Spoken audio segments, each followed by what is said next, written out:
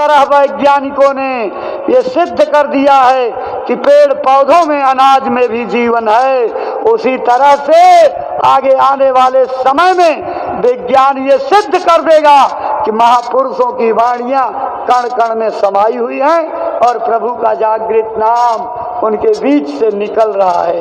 लोग अनुभव करेंगे, सुनेंगे और फिर ताजुब करेंगे, फिर अपने कल्याण के काम में लग जाएंगे। अभी क्या देखते हो, जय गुरुदेव की महिमा जब सारी दुनिया में आएगी, वास्तव में सच्ची सुख शांति जमाने को चाहिए तो जय गुरुदेव नाम को जपना पड़ेगा। जय गुरुदेव बाबा के कहे अनुसार सारे संसार को शाकाहारी सदाचारी बनना पड़ेगा। इस दुनिया के तमाम मुल्कों के लोगों से आज गुरु पूर्णिमा के मंच से बाबा जय गुरुदेव जी महाराज के एकमात्र उत्तराधिकारी पूज्य पंकज जी महाराज की अपील पहुंचाई जा रही है। अगर आने वाली तबाही से, आने वाली भयंकर विभीषिका से, कर्मों के दुखदाई तूफान से अपनी अपनी देश की जनता को बचाना चाहते हो तो सब लोग अपने यहाँ मांसाहार और शराब पर पाबंदी लगाओ, अपनी अपनी जनता को शाकाहारी बनाओ, अपनी अपनी जनता को नशा मुक्त बनाओ। बाबा जय गुरुदेव जी महाराज और उनके उत्तराधिकारी की अपील पर अमल करो। आपको अगर जनता से प्यार है, आपको अगर अपनी जनता से मोहब्बत है तो एकमात्र अभियान शाकाहार सदाचार और नशा मुक्ति का चलाओ। देखो आपकी देश और दुनिया किस तरह से आबाद हो जाती है, सुखी और संपन्न हो जाती है। ये महापुरुष की आवाज है, सारी दुनिया के कल्याण की आवाज है, सारी दुनिया को परिवर्तन करने की आवाज है, अच्छे समाज के निर्माण की आवाज है, चरित्र उत्थान की आवाज है, देश में प्रेम और मोहब्बत लाने की आवाज है, नफरत की खाई में डूबते हुए इंसानों को निकाल करके प्रेम और सौहार्द की बयार में खड़े करने की आवाज है। ये वो आवाज है जो भारत की धरती से उठती हुई कुछ दिनों में दुनिया के कोने कोने तक जाएगी और जो लोग इस आवाज को सुन लेंगे उनको इसका लाभ और फायदा मिलेगा। इसलिए सारे विश्व के मानव समुदाय से अपील है कि सभी लोग शाकाहार अपनाइए, अंडों, मांस मछली का, विशिष्ट जानवरों का मांस और मुर्दा खाना बंद करिए। अरे प्रेमियों, इस मानव मंदिर को महात्माओं ने भगवान का सच्चा हरि मंदिर कहा, इस जिस्मानी मस्जिद को कुदरती काबा कहा, इसको सच्चा गुरुद्वारा कहा, इसी को सच्ची चर्च कहा। भगवान के लिए कहा गया, तेरे पूजन को भगवान बना मन मंदिर आलीशान। इतना अच्छा मंदिर पा करके आप इस मंदिर में, इस मस्जिद में, इस खुदा के बैठने के स्थान पर इस पीर पैगंबरों की आवाज को पकड़ करके कल्याण जाने की देह में बैठ करके क्यों किसी जानवर का मुर्दा अपने अंदर दफनाते हो? ये मुर्दा घर नहीं है, ये कब्रिस्तान नहीं है। अरे बुद्धिमानों, अगर अपने घर का मुर्दा 5 तत्वों का मुर्दा होने पर बाहर श्मशान घाट कब्रिस्तान में पहुंचाया जाता तो आपको किसने इजाजत दिया भगवान के इस बनाए हुए माँ हरि निर्मित मंदिर में, परमात्मा के द्वारा बनाए गए मंदिर और मस्जिद में तुम पशु पंछी का मुर्दा दफन करो? अरे इंसान, तू इतना बेरहम हो गया। तू उस रहम दिल रहमान खुदा की औलाद जिसने आपको सवेरे सवेरे आवाज लगाने के लिए कहा और सवेरे उठ करके आवाज लगाते हो बिस्मिल्लाहिर्रहमानुर्रहीम, यानी सबसे पहले ईश्वर है, सबसे पहले परमात्मा है। इस संसार की शुरुआत परमात्मा से हुई, वो बड़ा रहमान है, रहम दिल है। अरे इंसानों, रहम करने वाला तुम्हें देखता है और बेरहम तू न जाने किधर देखता है। आपको बेरहम बनने के लिए किसने कहा? कहते हो किताबों में इजाज़त है, हरगिज नहीं है। कोई भाई का लाल किसी किताब में नहीं दिखा सकता कि किसी महापुरुष ने जानवरों का मुर्दा आपके शरीर में दफन करने की इजाजत दी है। बल्कि कहा क्या है, उसको पढ़ो, अपनी पाक किताबों को उलट करके पढ़ो और इस अज्ञानता की ओर बही जा रही दुनिया को मोड़ो और रहमान की ओर लेकर के चलो। क्या कहा किताबों में? यही मजहब, यही मिल्लत, यही है दीन और ईमान, मयस्सर हर कसो नाकिस को जिससे चैन राहत हो। वो काम करो जिससे दुनिया का दिल न दुखे, किसी का दिल न टूटे, किसी को चोट न पहुंचे। तो नाचीज जानवरों पर, बेजुबान जानवरों पर जुल्म क्यों ढाते हो? अरे भगवान, हे प्रभु, हे परमात्मा, किसने इनकी अकल को खराब कर दिया? किसने अक्ल को बेअक्ल बना दिया? किसने रामायण पढ़ने वाले लोगों को मजबूर कर दिया मांस मछली अंडे खाने के लिए? मंदिर के पुजारियों को किसने शराब पीने के लिए मजबूर कर दिया? आप अपने को धार्मिक कहते हो, आप अपने को मजहबी कहते हो, आप अपने को भगवान का पुत्र कहते हो, आप अपने को खुदा की औलाद कहते हो। सर्व आती है और राजत है आपको, आप अपने मालिक के आवाज को नहीं समझते हो। कहते हैं यही है, यही दीन इबादत, यही आपकी रोजा जकात हज आकवत है कि इंसान का दिल न दुखे। अरे मुसल्लम ईमान रहमान मुसलमान भाइयों, अपनी उस पाक किताबों को उलट करके देखिए जिसमें इस बात का जिक्र है। हे इंसान, अगर तुमने पेड़ के ऊपर डाल पर बैठे परिंदों को उड़ा करके उनके आराम में खलल दिया तो मैं तुमको सख्त सजा दूंगा। जिस मालिक ने अपनी पाक आयतों में ये संदेश और ये पैगाम सारी दुनिया की कायनात के लिए दिया, उसको आप भूल गए। जो चीज पेड़ों में फलती हो, धरती पर वनस्पतियों से उपलब्ध होती हो, उसको खाने पीने की इजाजत है। आप जिनको जिबा करके काट करके पका करके खा रहे हो, क्या किसी पेड़ पर फलता है? खजूर के पेड़ पर फलता है?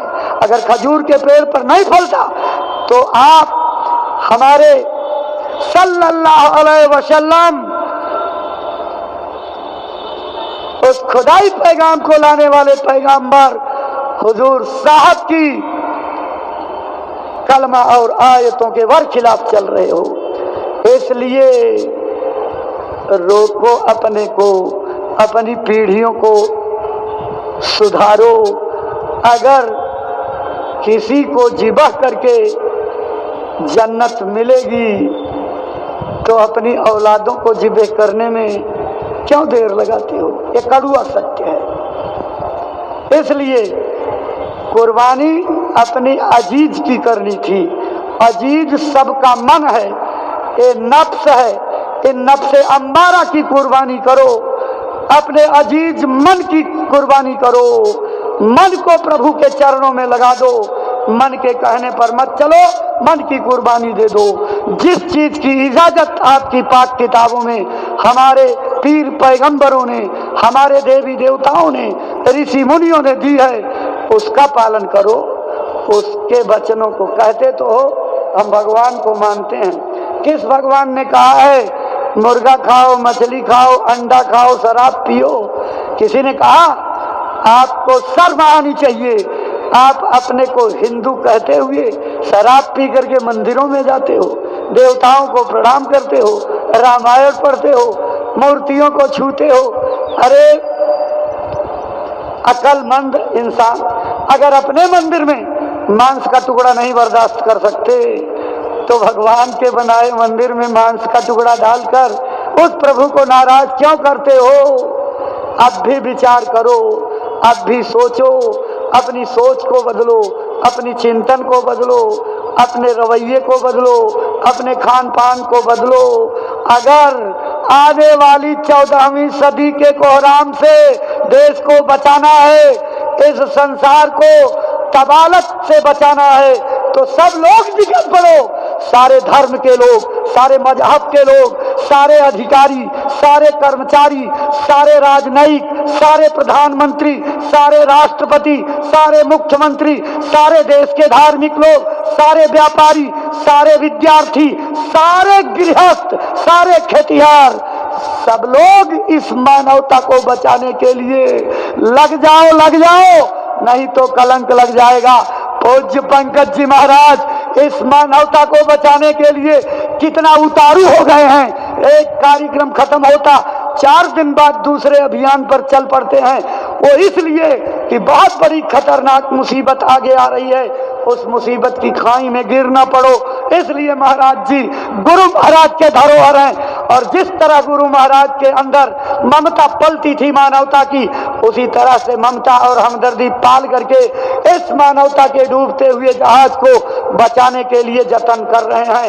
ऐ भारतवासियों, ऐ हिंदुस्तान के लोगों, अच्छा समय अगर देश में लाना है तो बाबा जय गुरुदेव जी महाराज के एकमात्र उत्तराधिकारी पूज्य पंकज जी महाराज का साथ दे दो।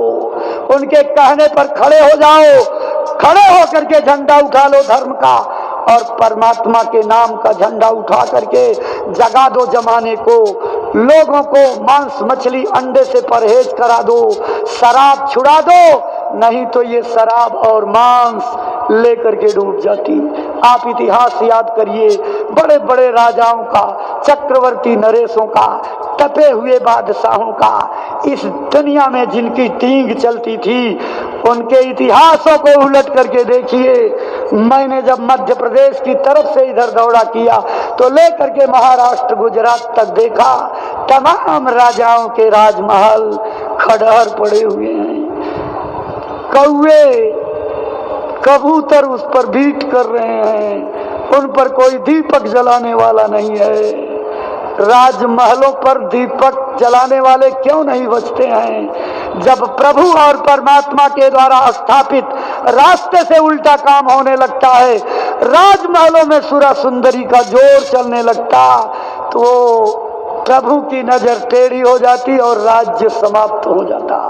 सुरा और सुंदरी और मांस के ही दुष्परिणाम से तो प्रकांड पंडित रावण अधोगति की ओर गया। कितने वर्ष पहले हुआ था त्रेता में, लेकिन आज तक उसकी करतूतों से हमको इतनी गुस्सा है। अभी विजयदशमी आएगी तो गांव गांव उसका पुतला फूंका जाएगा। क्यों फूंकते हो? कभी विचार किया? चारों वेदों का प्रकांड पंडित था। जितनी सोने चांदी सारी दुनिया में होगी उतना अकेले उसके नगर में थी। सारे राजमहल, सारे घर सोने चांदी हीरे जवाहरात से जड़े थे। मिट्टी नाम की चीज नहीं थी, फर्श पर सोने और चांदी थे। इतने बड़े धनाढ्य और कितना बड़ा पुजारी था, ना जाने कितनी बार शंकर की पूजा में अपनी गर्दन काट करके चढ़ा दिया था। ऐसा पुजारी नहीं मिलेगा।